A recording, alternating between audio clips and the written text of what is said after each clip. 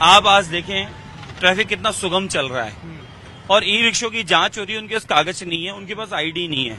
E rickshaw चलाने वाले चालक बांग्लादेश के निकल रहे हैं, रोहिंग्या के निकल रहे हैं। ये 5 साल में आए कैसे? इनको घुसने किसने दिया? और इनको ई रिक्शा चलाते हुए शहर में रहने किसने दिया? आप कल को कोई दुर्घटना घटती है, कोई भी ऐसी भगवान न करे कोई ऐसी घटना घट जावे, तो फिर उसका जवाबदेही किसकी होगी? शहर हमारा है, इसको स्वच्छ रखना, स्वस्थ रखना, सुव्यवस्थित रखना, ये जिम्मेदारी हमारी है। और लोगों की ये कामना थी कि यहाँ का जाम खत्म हो। आज देखो अब आराम से ट्रैफिक चल रहा है, जाम खत्म हो गया। ई रिक्शा वालों को आपत्ति क्या है? अपने कागज देने की। कागज है ही नहीं, देंगे कहाँ से? ई रिक्शा से आईडी मांगे नहीं है, आधार कार्ड मांगे नहीं है, ई रिक्शा के कागज नहीं है, लाइसेंस मांगे नहीं है, और फिर वो उनकी जांच करते नशा करते हुए मिले, तो ये तो ठीक नहीं है ना।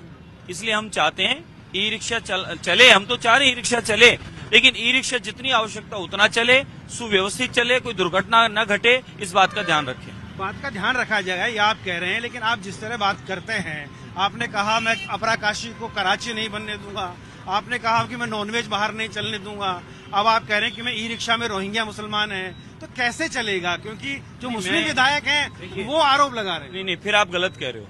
मुसलमान हिंदू की बात नहीं हो रही है। ई रिक्शा में सभी वर्ग के लोग चला रहे हैं, हिंदू भी चला रहे हैं, मुसलमान भी चला रहे हैं, और भी कोई होंगे वो भी चला रहे हैं। लेकिन ई रिक्शा चला रहे हैं तो ई रिक्शा नियम कायदे से चलाएं, हम ये चाह रहे हैं। ई रिक्शा की जांच शुरू हुई और ई रिक्शा गायब हो गए।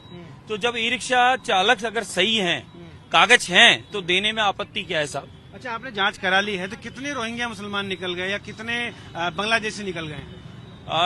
पुलिस निरंतर जांच कर रही है। लगभग ये माने 150-200 ई रिक्शा वाले जो हैं उनके पास कागज नहीं मिले हैं, और उनके पास में न कोई आईडी है, न वोटर आईडी उनके पास में। तो हम तो चाह रहे हैं कि पूरे शहर में एक तो किराएदार वेरिफिकेशन होना चाहिए, तो पता चले कि कौन लोग हैं, कहाँ से आए हैं, कैसे रह रहे हैं। और दूसरा, ई रिक्शा या कोई भी गाड़ी घोड़ा चला रहे हैं जो लोग, वो लोगों के पास में कागज है कि नहीं है, वो लोग भी नियम से चल रहे हैं नहीं चल रहे हैं।